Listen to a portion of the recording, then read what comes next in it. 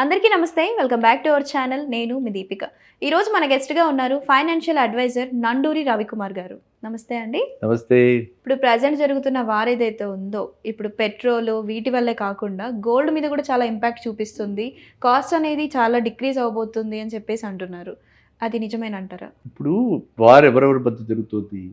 Iran versus Israel backed by America. వీళ్ళంతా ఒక group, Iran ఒకటి ఒకవైపు. అంటే ఒకళ్ళు ఏంటంటే ఇప్పుడు మన బడకాతలు ఎవరున్నారో దృశ్యస్థాలు మనం చెప్పలేము. ఓపెన్గా అయితే ఇదే జరుగుతున్నది. ఇప్పుడు మనకు యుఏఈ తీసుకుంటే ఓకేనా, ఇరాన్ ఏం చేస్తుంది, ఎక్కడెక్కడైతే అమెరికా స్థావరాలు ఉన్నాయో అవన్నిటిని అటాక్ చేస్తుంది. దానివల్ల ఏమైపోయింది, గల్ఫ్లో దుబాయ్ అనేది ఒక పెద్ద హబ్, బిజినెస్ హబ్. గోల్డ్ కూడా Dubai is a big place అనమాట. దుబాయ్కి వెళ్ళే కాబట్టి చూసా కాబట్టి చెప్తున్నాను ఓకేనా. సో ఈవెన్ మన దిగ్గానే ఎయిర్పోర్ట్లో కూడా ఒక కనీసంలో ఒక 50 మినిమంలో అనమాట, అంటే 100 పైనే ఉంటాయి. మినిమంలో కూడా 50 షాప్స్ అక్కడికక్కడ ఉంటాయి. అన్ని 24 క్యారెట్ గోల్డ్ ప్యూరిటీ. దుబాయ్లో గోల్డ్ అసలు ఎవరు అనుమానించక్కర్లా, అంత మంచి గోల్డ్ అక్కడ దొరుకుతుంది. మన ఇండియా కంటే అక్కడ కొంచెం తక్కువ డిఫరెన్స్ ఉంటుంది. అది మన లిమిటేషన్స్ తెచ్చుకోవచ్చు కూడా. అంటే బయట సూక్ బజార్ అంటారు. సూక్ బజార్ అంటే అంతా కూడా గోల్డ్ అనమాట. ఆ షాప్స్ అవన్నీ కూడా అక్కడ ఉంటాయి. కానీ ఈ యుద్ధం వల్ల గడిచిన 10 రోజుల్లో దుబాయ్ని చాలాసార్లు అటాక్ చేయడం జరిగింది. దుబాయ్లో సెంట్రల్ ఇంటెలిజెన్స్ ఏజెన్సీ అమెరికన్ వాళ్ళు ఉన్నారని చెప్పి హోటల్స్ మీద దుబాయ్లో చాలా గందరగోళ పరిస్థితులు ఉన్నాయి. ఇలాంటి గందరగోళ పరిస్థితుల్లో టూరిస్టులు దుబాయ్కి ఉన్నదల్లా ఇన్కమ్ అంతా కూడా మనమే, విజిటర్స్గా వెళ్ళిన వాళ్ళు టూరిస్టులే. అలా టూరిస్టులు లేరు.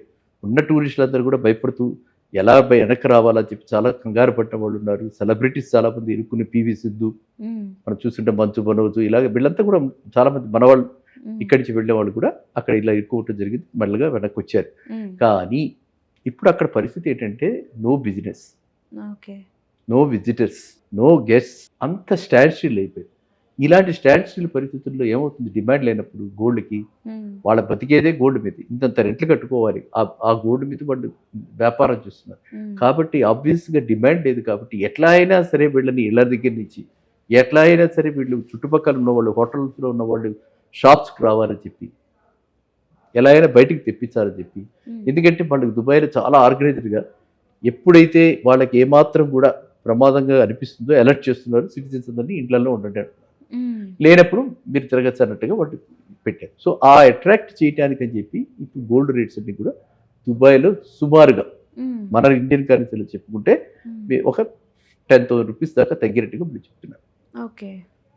రిలయబుల్ మీడియా, రిలయబుల్ సోర్సెస్ నుంచి మనకు అక్కడ వినిపిస్తుంది అంటే అది. సో ఇప్పుడు అక్కడ 10,000 రూపీస్ తగ్గింది ఏంటంటే మన వాళ్ళు అక్కడ ఉన్న వాళ్ళు కొనుక్కుంటారు, మన చుట్టాలు పట్టాలు ఉంటే వాళ్ళు కొనుక్కుంటారు, మన రెమిటెన్సెస్ అవన్నీ కూడా ఆన్లైన్ జరుగుతున్నాయి కదా. కాబట్టి ఆ ట్రిప్పింగ్ ఎఫర్ట్ ఇక్కడికి కూడా వచ్చి, అర్థమైందా, అది అలా కిందకనమాట, కిందకు కూడా వచ్చి ఇక్కడ కూడా కొంచెం రేట్లు తగ్గుముఖం చూపిస్తున్నాయి. ఈ వారు కనుక ఇంకాస్త పెరిగితే, ఇప్పటికే 10 రోజులకే ఇలా ఉంది, ఇంకాస్త పెరిగితే పరిస్థితి ఏంటి, పూర్తిగా విలువలో పడిపోతుంది. కాబట్టి దేవుడా, బంగారమా, వెండ్యా, ఇవి వాళ్ళు అప్పుడు ఆలోచించలేదు. జనాలకి ఏంటంటే ఆ భయంలో ఎంతో కొంతకి అమ్మేసుకోవాలి, నేను బతకాలి, ఫస్ట్ లైఫ్ సర్వైవ్ అవ్వాలి అంతే.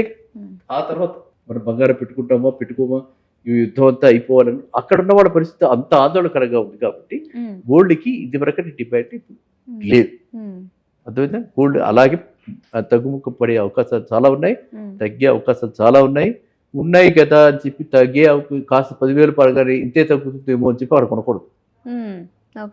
అంటే ఇంకా పడదేమో, 1,00,000కి వచ్చేసింది కదా, ఇంక ఇక్కడి నుంచి పెరుగుతుందేమో అని అనుకోకూడదు. ఇప్పుడే గోల్డ్ ఈ యుద్ధం అంతా కూడా సమస్య పోయేదాకా, ఎండ్ అయ్యేదాకా గోల్డ్ పెరిగే అవకాశం చాలా తక్కువ ఉంటాయి. గోల్డ్ రేట్ ఇదివరకటి వల్లే పెరగకపోవచ్చు.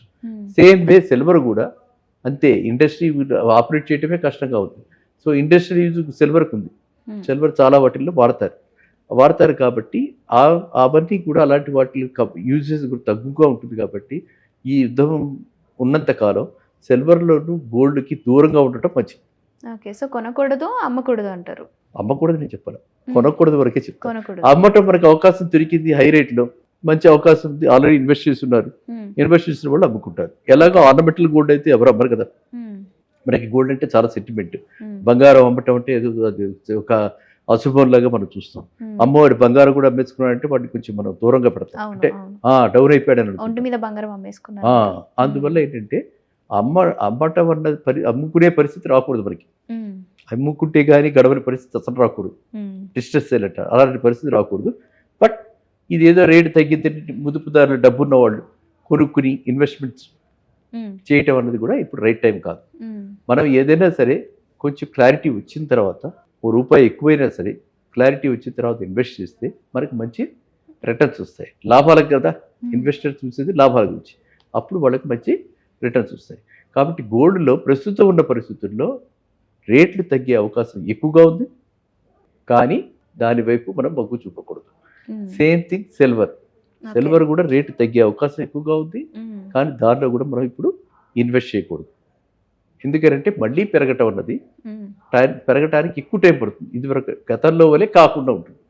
ఈ యుద్ధం అయిపోయేదాకా ఈ అనిశ్చిత పరిస్థితులు పూర్తిగా తొలగేదాకా మనము ఇన్వెస్ట్ చేయకపోవటమే మంచిది.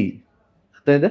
ఇంకెలాగో మనకు మామూలుగా పెళ్ళిళ్ళు, పండగలు, తర్వాత వేరే సంబరాలు ఏవి జరుగుతున్నా సరే ఫస్ట్ యానివర్సరీ, సెకండ్ యానివర్సరీ ఇలా బయట ప్రతిదానికి కూడా కాస్త కూస్త గోల్డ్ కొనుక్కుంటూనే ఉంటారు కదా.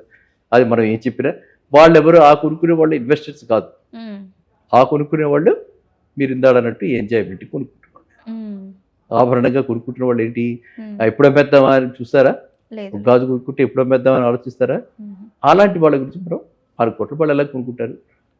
కాస్త కూస్త కావాల్సినంత కొనుక్కుంటూ ఉంటారు. ఆ అవసరానికి ఆ అకేషన్కి సంబంధించి ఎంతవరకు ఉందో అంతవరకు చూసి కొనుక్కుంటుంటారు. కాబట్టి గోల్డ్ రేటు తగ్గే అవకాశం ఉన్నప్పటికీ గోల్డ్ రేటు తగ్గినా కూడా అది పెరుగుతుందన్న ఆశతోటి ఇన్వెస్టర్ దృష్ట్యా ఇన్వెస్ట్ చేయకూడదు. ఇది సరైన సమయం కాదు. ఓకేనా? ఓకే, ప్రజెంట్ ఉన్న ఈ సిచ్యువేషన్లో ప్రతి ఒక్కరి విషయాలు తెలుసుకోవాలి sir. Thank you so much. Thank you.